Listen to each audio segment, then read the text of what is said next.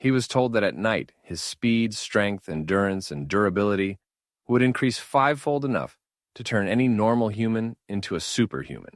The moment he started leaping across buildings, he realized he was now far stronger than any other creature in the city. His speed rivaled that of the Flash, allowing him to travel at incredible velocities. But that wasn't all. He was informed that as his power level increased at night, he would also gain the ability to communicate with nocturnal creatures. Testing his newfound powers, Mike moved through the city, his speed and strength now far beyond human limits. At one point, he landed directly on top of a speeding train, a visually stunning sight. His reflexes were now razor sharp, and nothing seemed to be able to harm him anymore. He was told that soon he would be known as the God of Michael. Unseen by the public, he moved undetected through the city, his incredible speed and strength allowing him to scale even the tallest towers with ease. He could run up walls, leap over vast distances, and reach the highest point in the city in mere seconds. But even that wasn't enough for Mike. He jumped off the tallest tower, the energy radiating from his body glowing brighter as he fell. Sitting atop a high ledge, he stared at a mysterious statue, remembering the legend of the Asylum of the Gods. It was said to have 6 doors, each hiding a different god. His mission was clear. He had to restore them, just as he had healed the goddess of the moon. But there was one problem. He had no idea when he would find the next door. Just as he was about to unlock one, a shadowy bat appeared, watching him intently before vanishing into the night. Mike couldn't understand why, but something felt off. The scene then shifts to a truck driver entering the city, transporting a horde of monsters. Stopping briefly, the driver suddenly noticed Mike, who had been led there by the same bat. As soon as Mike arrived, the creatures inside the truck began to stir, their monstrous energy radiating through the metal walls. Realizing something was wrong, Mike focused his attention on the truck. To his shock, it was packed with deadly creatures that, in an instant, began tearing through the vehicle. He needed a weapon and fast. That's when he found a steel rod, just as the driver turned toward him and asked, "Are you a night demon slayer?" Mike had no idea what that meant, but before he could respond, the truck doors burst open. The monsters leaped out, and at the same time, the driver activated a powerful weapon of his own, aimed straight at Mike. A fierce battle erupted. With just a single strike, Mike eliminated one of the creatures instantly, realizing that the driver's weapon was extremely dangerous. But Mike was faster. His reflexes had become even sharper, allowing him to take down the monsters with incredible speed and precision. The driver, watching in shock, muttered, "How is this kid so flexible? Where did he get these abilities?" The monsters regrouped, ready to kill Mike, but they were no match for his overwhelming speed and power. Using his agility, he dodged their attacks effortlessly, taking them down with a few precise strikes. Whenever they tried to grab him, he simply increased his power level, delivering brutal, devastating blows. And so, the legend of the God of Michael had only just begun. Despite their efforts, the number of monsters wasn't decreasing. At the same time, the driver increased his weapon's power level. Just as a massive container was about to fall on Mike, he managed to dodge it. The close call filled him with rage, and he charged toward the driver, determined to take him down. However, when Mike's metal rod struck the driver's weapon, it shattered into several pieces. Without hesitation, Mike gathered the fragments and hurled them at the approaching monsters. Seeing this, the driver panicked and tried to escape. But Mike wasn't going to let that happen. In the chaos, the driver lost his grip on his weapon. Mike, still puzzled by the driver's cryptic mention of demon slayers, tried to interrogate him, but a single strike knocked the driver unconscious.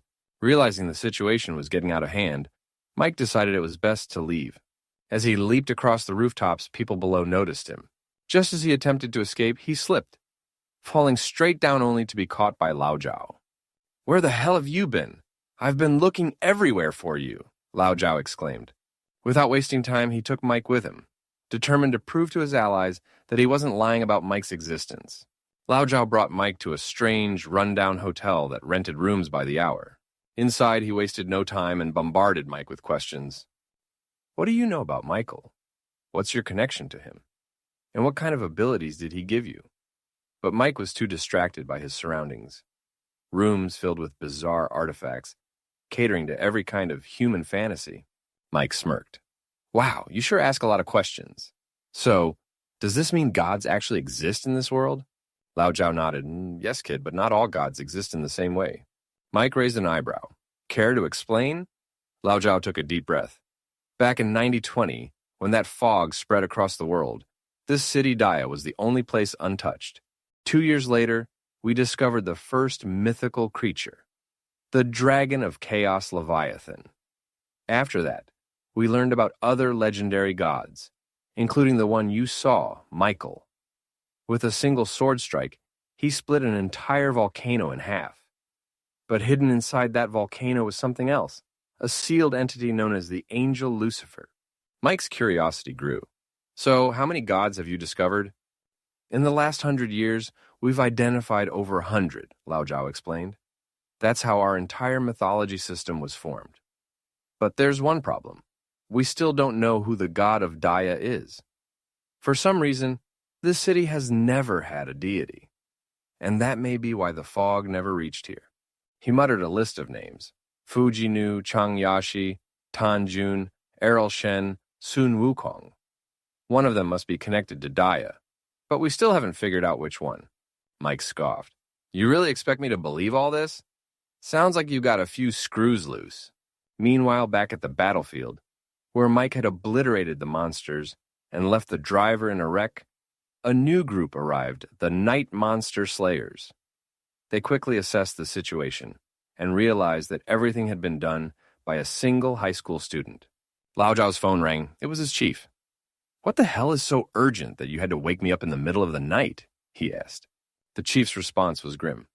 That so-called divine agent, Michael, unleashed hell in the city tonight. He wiped out demons with overwhelming force. But before we got there, someone else had already arrived first. The revelation left Lounge completely shocked. When and how had this happened? Lodja said, all right, I'll find out soon and let you know.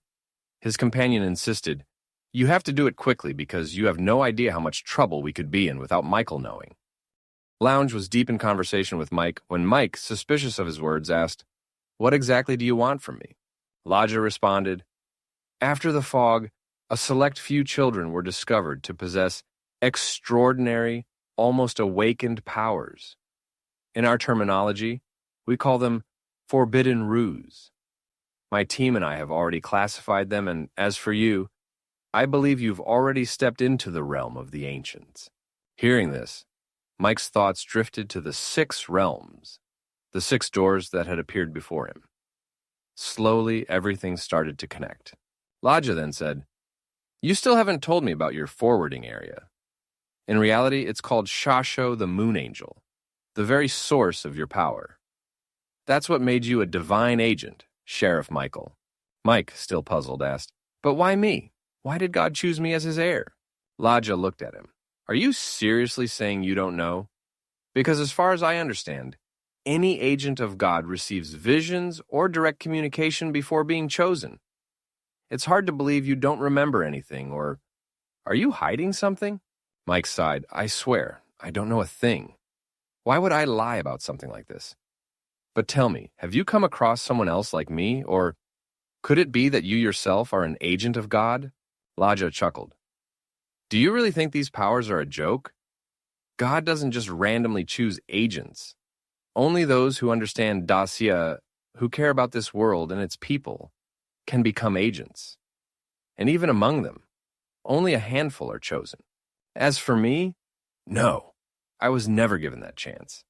I'm just a special soldier, highly skilled in combat, far more capable than ordinary people. I can only use weapons from the forbidden areas.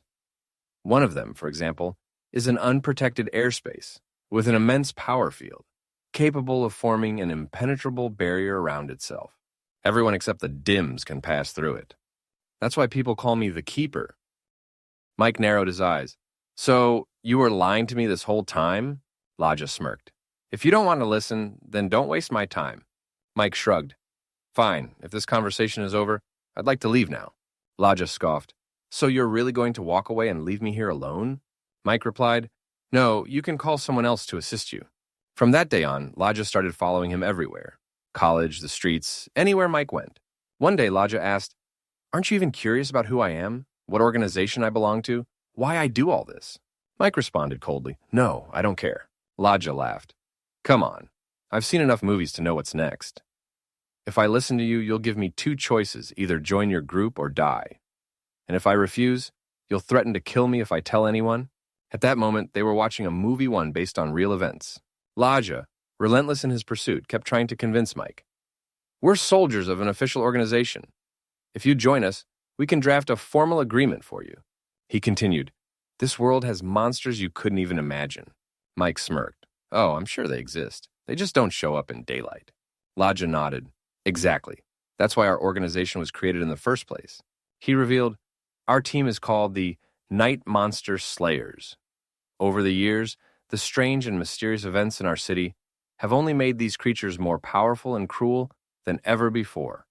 My organization and I are absolutely certain that in the future, an alien invasion will definitely happen in this city." Meanwhile, the two of them were having fun, just passing the time. Slowly, people across the city began to hear about the Night Monster Slayers. Naja steps forward and says, "I am a Night Monster Slayer, and I invite you to join my team."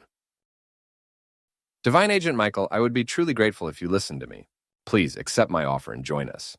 You have the potential to become one of the greatest heroes this world has ever known. Hearing those words, Mike felt deeply motivated. He stood up and said, "Sir, please forgive me for all the times I disrespected you, but I need you to understand something. I live with my aunt. She's been taking care of me for the past 10 years. She sacrificed everything to make my life better. And I also have a younger brother who worries about me all the time. He even has a dog. He's the cutest little thing.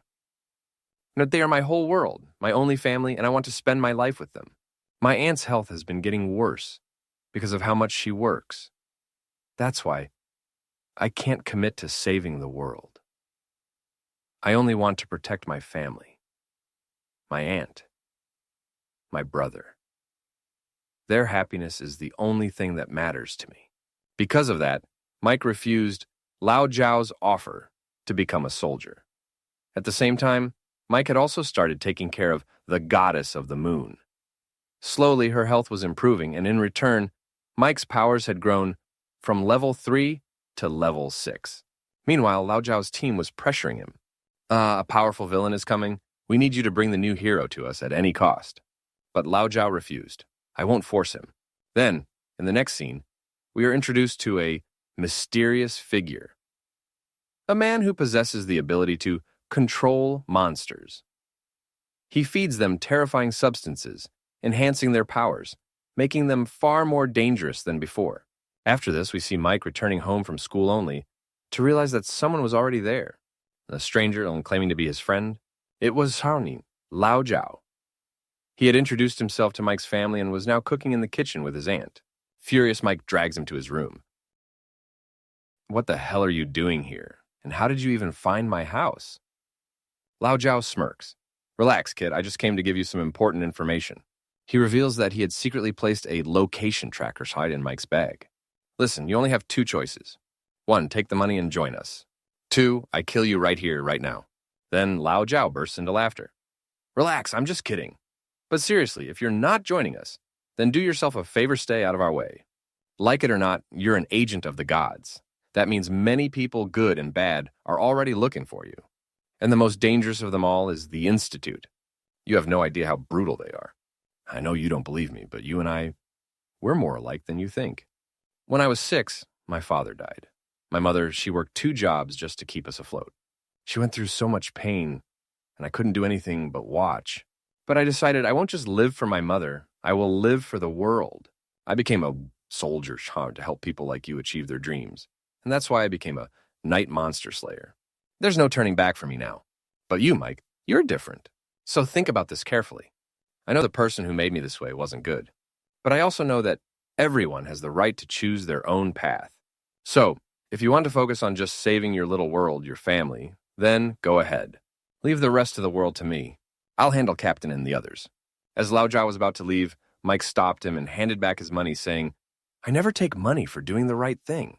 Lao Zhao smiled and replied, Yeah, but you should still get paid. If you're truly becoming a soldier, you need to support yourself. Mike shook his head. No, I've already built up too much debt. I don't want to add any more. He refused to take the money. Then, looking at Lao Zhao, he asked, "What were your dreams before you became a soldier? Did you have to give them up?" That simple question made the moment unexpectedly emotional. Lao Zhao sighed. "My dream was to become a general, a hero covered in medals, someone who saves the world, and then returns home to his mother. I imagined my mom telling everyone in the village how proud she was of me." After sharing his dreams, Lao Zhao stepped outside. Just then, Mike came running after him, holding out a small device. "Hey, you forgot this." Lao Zhao chuckled. "Oh man, I totally forgot. Thanks for bringing it back. This thing is really important to me." Mike smiled. "Lao Zhao, whether the world calls you a hero or not, you'll always be a hero to my family." Lao Zhao laughed. "All right, kid, stop before you make me cry. I know your future is bright, and I hope you get everything you dream of." This was their farewell. Lao Zhao said, "But I still have one last mission to complete. So go now. Let me finish what I started." As he walked away, he unknowingly left behind a small device. Meanwhile, inside the house, Mike's aunt called him for dinner. But outside, the city was on the brink of disaster. The scene shifted to Lao Zhao's forgotten device. It was actively capturing monsters within a restricted area. The creatures had already wreaked havoc, killing innocent people. Lao Zhao managed to put up a barrier to contain them, but that wasn't enough. He had to eliminate them. One monster caught his attention. "Isn't that the one our captain injured before?" Just then, the Ghostface King emerged. He was brutally wounded but had become even stronger due to a drug-enhanced rage. The captain's voice crackled over the radio. "That thing shouldn't even be standing. How is it still alive after taking that much damage?" Lao Zhao clenched his fists. "No matter what, I have to fight him. If I don't, this entire city will be destroyed." The Ghostface King launched a brutal attack, forcing Lao Zhao to summon an energy shield. But the monstrous foe unleashed a relentless assault. The captain yelled, "Look, these fights happen all the time. Please don't risk your life. You're not a warrior. You were only supposed to set up the barrier. Get out of there now. I'll send backup." But the Ghostface King was about to move shatter on the barrier. Lao Zhao made up his mind. "I can't just run and let thousands die. I have to finish this fight." Back in the city, unaware of the looming threat, people went about their lives. Inside his house, Mike was eating dinner when a strange feeling crept over him. Somewhere in the battlefield, Lao Zhao had already engaged the Ghostface King in a deadly clash. The creature was not just powerful, it was terrifying. Despite his skill, Lao Zhao was soon injured, but he didn't back down. The Ghostface King, Lao Zhao smirked through the pain. "I knew you were strong, but there's one problem. You're not as fast as me." With a flash of his sword, he slashed through the monster's entire body. But the Ghostface King had one final trick. With a dark reality-shifting power, he warped dimensions, creating illusions to disorient Lao Zhao. His clones began attacking from all sides. Lao Zhao fought back, but the relentless onslaught left him exhausted. And then the real battle began. Are you curious to see how Lao Zhao will defeat the monster? Watch Part 4.